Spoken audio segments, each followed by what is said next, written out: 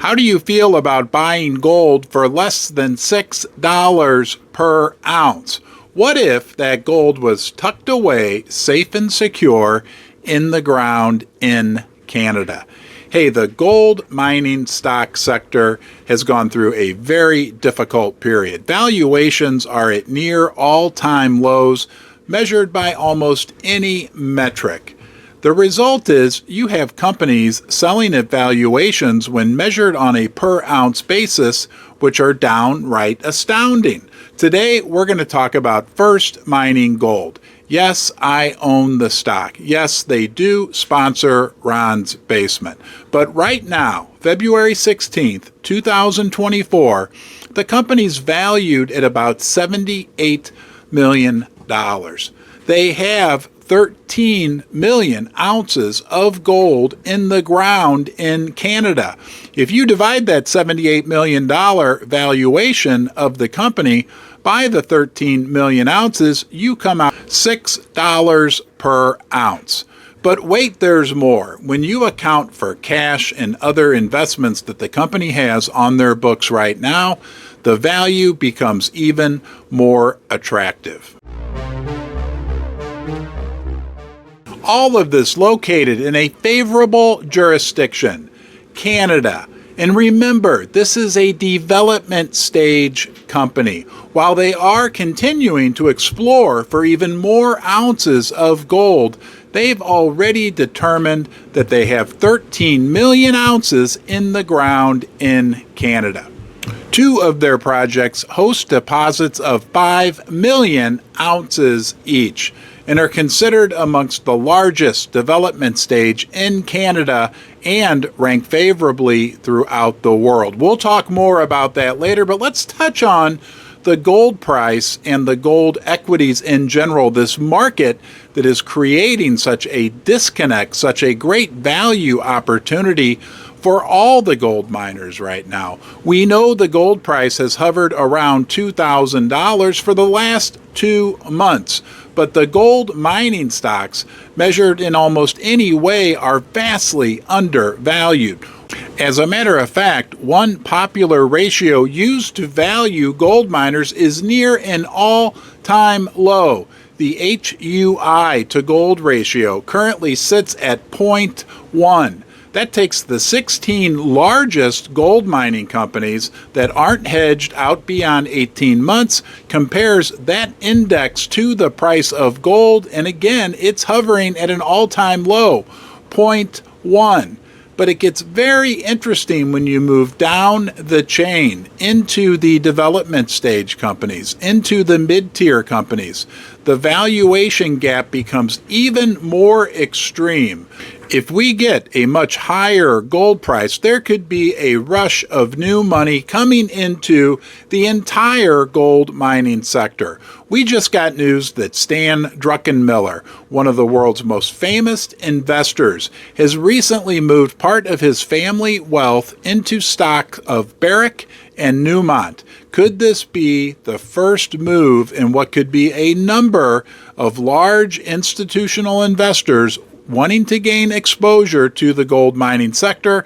And what would that do for the smaller companies, the development stage companies like First Mining Gold? The prospects for the development stage companies become even more promising when you consider the fact that the large mining companies have neglected their pipeline of future ounces. They have not been spending money on exploration or development. And as we move into the coming 5-10 years, they will need to acquire smaller companies to fill up their pipeline so they can continue to produce gold even at just the current rates at which they are producing. Let's get back to First Mining Gold. We talked about how the total value of the company right now is $78 million. We talked about how they have two of the largest development stage projects in Canada, moving through the permitting process, moving through the development stage. But let's talk about valuation. If we look at Springpole, their large project in Ontario, and consider it has around 5 million ounces, valued at $6 per ounce, that would account for 30 million of the 78 million total market cap.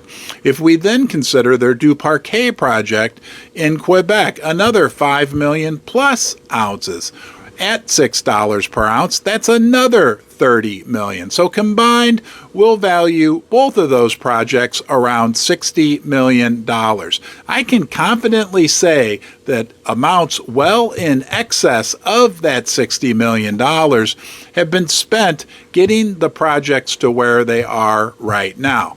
But that leaves $18 million left over. And if you consider that the company has an interest in other projects and partnerships that account for another 3 million ounces, that makes up that 18 million gap.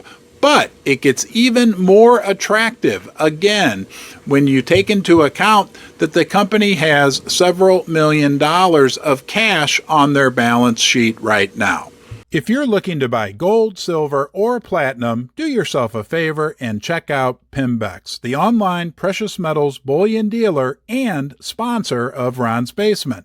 I was a happy customer before they offered to support the channel. You'll find they have the best prices, quality, and service. I think Pimbex is best, and you will too. And be sure to tell them that you're from Ron's Basement. But now we have to talk about debt. There's nothing to talk about because First Mining Gold has zero debt. What about management? We know that Keith Neumeyer founded the company. Keith, as a matter of fact, has been buying millions and millions of shares on the open market over the past few months. Dan Wilton has been CEO for close to the last 4 years. He's put a lot of his own money into the company, and I've asked him point blank, is your investment in the company, is it significant to you? And he answers with an astounding yes. But what about the rest of the management team?